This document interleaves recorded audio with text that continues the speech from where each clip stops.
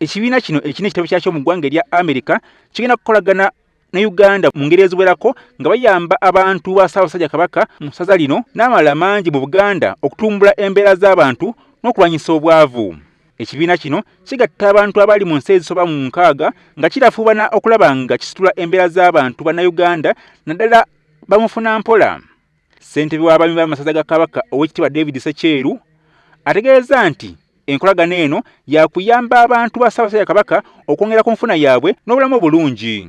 Kale eno omukwano guno n'abasomedde ekyawandiikibwa nga nkimanyi bulungi nti omuntu yenna bw'aba ng'ayagala ddala okubeera ow'omukwano w'omuntu ateekwa okulaga nga ddala muki mukwano gwe.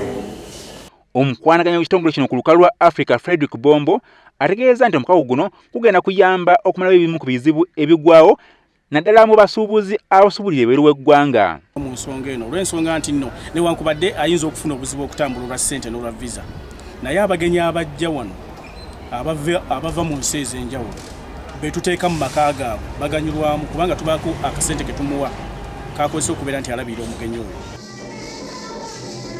Bano basabye abaami b'amasaza ga Buganda bonna okukolera awamu n'ekitongole kino okutambulira wamu ku mulamwa ogutumbula embeera z'abantu okulaba nga Buganda eganyula mu nkola eno.